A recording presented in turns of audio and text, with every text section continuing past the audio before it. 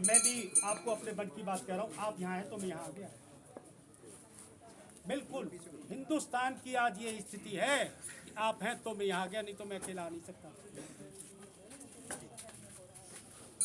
आज हिंदुस्तान की यहाँ पे जनगणना हुई थी, वो जनगणना करने का काम मुझे इस क्षेत्र का मिला।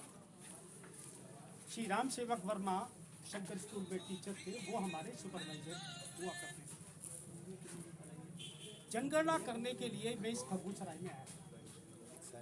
मुझे बहुत अच्छी याद है कि यहाँ 40-50 हिंदू परिवार रहते थे। अब क्योंकि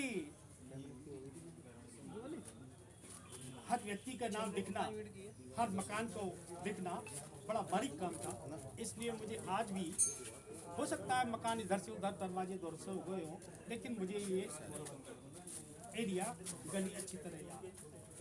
अब बात आती है कि वो जो 40-50 परिवार थे उनसे कुछ के नाम भी मैं बता सकता हूँ। राम भरोसेलाल अग्रवाल हुआ करते थे, यहाँ के पास पड़ोस के लोग बता देंगे। अच्छा परिवार था, संपन्न परिवार था।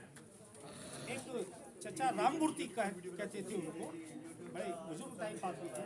मैंने उनको अपनी 70-80 वर्ष की उम्र में वो जब थे तब देखा। मतलब अच्छे लोग थे और ऐसे लोग थे कि वो व्यापारी थे, देर सवेर आना जाना कोई मन में वो नहीं था। लेकिन जो सन 78 का कांड हुआ उसने तो जैसे कहते हैं चूल्हे हिला दी। आप इसका अर्थ समझते हो नहीं समझते हो? चूल्हे हिलाने का मतलब कहते हैं कि बिल्कुल परिवर्तन तेजी के साथ। सन 78 में मैं हातिम रहना मेरा हातिम सराय में था। मैं करीब 8-9 बजे खाना खा के वहाँ जाता था। लेकिन जब मैं वहाँ पहुँचा, ये बात मैंने वहाँ सुनी कि नवाब साहब के घर से पहले एक चौराहा पड़ता है, तिराहा कहिए चौराहे कहिए, वहाँ पर एक किनारे पर उसकी दुकान थी, पान वाले की, तुम चुन्ना कहते थे। तो उसकी दुकान के सामने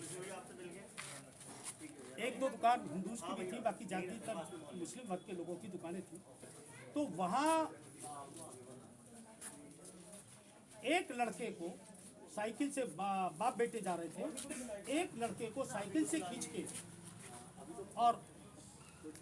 के ले गए।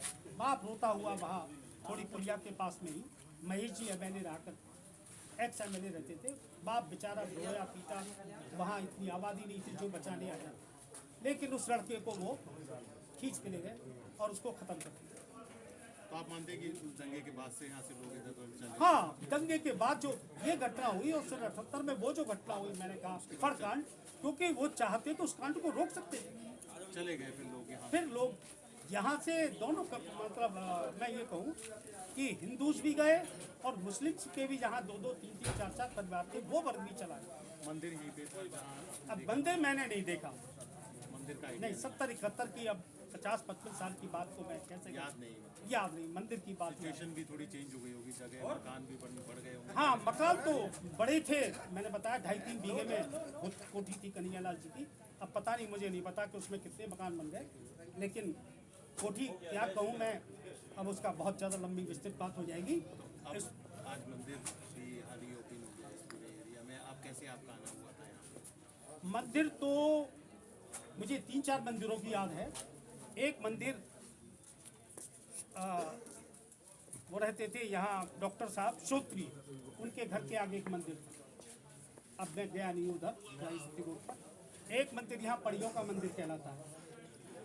अब ये भी परियों वाला मंदिर तो ऑन रोड है इसलिए दिखाई देता है, ये मंदिर गली में आती है। अब मैं भी आपको अपने मन की बात कह रहा हूँ, आप यहाँ हैं तो मैं यहाँ आ गया। बिल्कुल हिंदुस्तान की आज ये स्थिति है कि आप हैं तो मैं यहाँ आ गया, नहीं तो मैं अकेला आ नहीं सकता।